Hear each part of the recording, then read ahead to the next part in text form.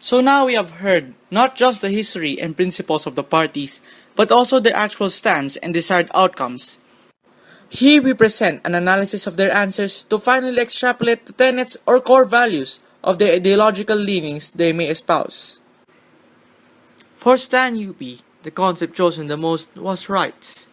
The reference to the concept when talking about the socialized tuition system was about affirming the status of education as a right.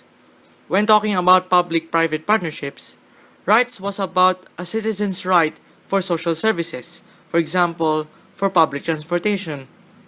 Both of these instances implied the need for a greater intervention from the state, especially when it comes to funding. The instances that the officer referred to the concept of market economy were made in criticism of precisely this type of economy. The references to it, when talking about the academic calendar shift, were spoken in suspicion of development under neoliberal economy in which it was implied it only benefits a minority. The same sentiment was expressed in talking about the public-private partnerships. The most frequent chosen concept and the context of its use are consistent with the Stan UP's representatives' stated main principle that education, among other basic social services, is a right. The critique on ACS in reference to neoliberalism, wherein global markets prevail over national economies, is consistent with their view of the colonial nature of the education system and their status quo. This further implies another principle of the party, that the issues in the university are never divorced from national societal issues. Given all these, the ideology of Stan UP is capable of being classified as socialist. The typical stress on collectives versus a liberal focus on individuals is manifest in how both the interviewees used community in the discussion of the Maninindas, that is, Maninindas as part of the UP community.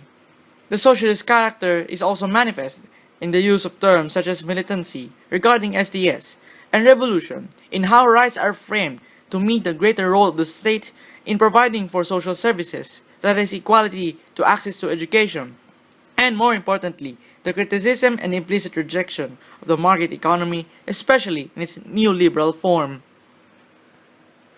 Meanwhile, for UP Alianza, the concepts chosen the most were community, welfare, mutual respect, and identity.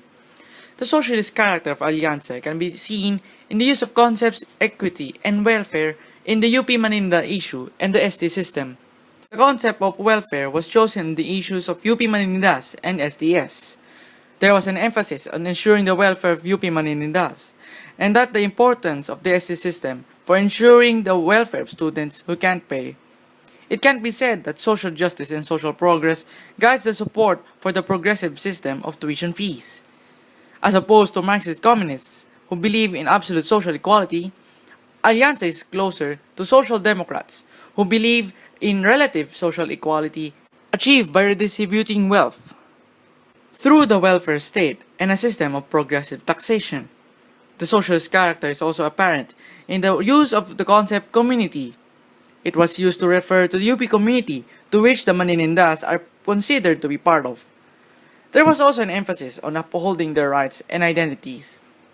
On the other hand, a liberal and multicultural character can also be seen in the use of the concept of identity. Identity was used in the issue of the BBL to refer to the recognition of the identity of our Moro brothers, identity of UP Manindas as part of the UP community, and the identity of the Philippines as a sovereign state, respectively. Identity was used in positive terms to refer to the acceptance of diversity, mutual respect of differences, and cross-cultural toleration and understanding. A liberal character can also be seen in the use of the concept market economy to explain the existence of the policy of academic calendar shift, which, according to the UP Alianza officer, is to synchronize academic calendar to neighboring countries and ensure the smooth flow of knowledge. For Kaisa, the socialist character can be seen in the usage of welfare, equity, and equality when they discuss the SDS, the UP academic calendar shift, and the PPP. The use of these terms may be in line with their principle of social progress with social justice. For them, the SD system is not justified because of othering. With this, there's no equity in tending the welfare of the students, the most important aspect of the issue. Instead, they believe that the ST system shows how pervasive hierarchy is in our society. Aside from equality, they strongly believe that education is a right, not a privilege. It is every student's right to an accessible and quality education. For the academic calendar shift, they claim that there is a need to resist this ineffective system if we are to obtain the education the country ought to have. There is a need to consider the needs and resources of the country. It should not be against the welfare of the students and the parents, especially those from the farming communities. When this was implemented, the Philippines synced with other countries, but they also unsynced with the others, so they cancel each other out. Nonetheless, there is a need for a quality education that is at par with the global arena. For the PPP, its promise for sustainable development may be effective in theory, but its delivery in practice is questionable, since it is the state's abandonment from its duties. It may be that the PPP is only looking out for the welfare of the people, which indeed is the focus of the government, but there is a need to rectify this program, as they believe it only promotes commercialization. The Kaisa representatives' usage of the word market economy leans on the values of socialism. They imply that the market economy is indeed endemic in the country, but the government should intervene to protect the rights and welfare of the affected subjects. Kaisa also has a slight leaning on multiculturalism, especially on cultural and identity issues. Self-determination was mentioned on the issues of BBL and academic calendar shift. Kaisa recognizes Bangsamoro's right to their own identity and that there is no need to impose on them our own culture and beliefs. For the keyword recognition, the issues of academic calendar shift, BBL, and the territorial dispute were related. Kaisa forwards that recognition in the international arena through ASEAN integration via the academic calendar shift is not effective. Lastly, the keyword identity was used in the PPP, BBL, and the UP Maninida issues, in which they said that the administration in UP and the Philippines as a whole should acknowledge the identity of the citizens of the country, the Bangsamoro people, and the UP Maninida.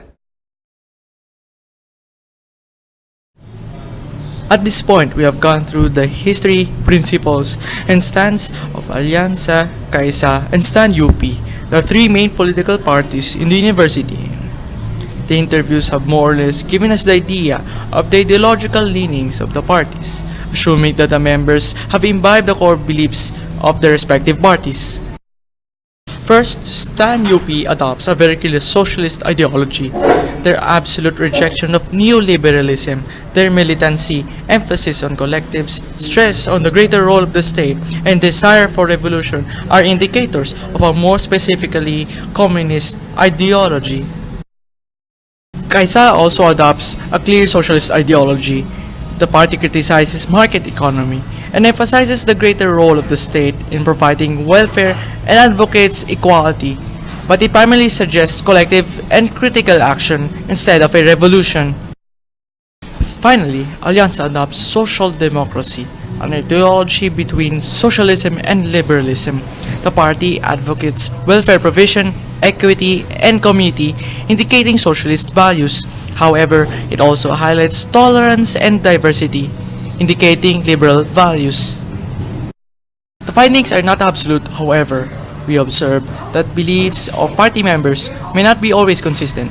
Also, the indicators we used in determining the ideologies may not align with actual party beliefs. Nonetheless, this should give you an idea that political parties in UP have distinct beliefs which form the basis of their stance and actions that could affect you, your choices during elections, and your overall stay in the university.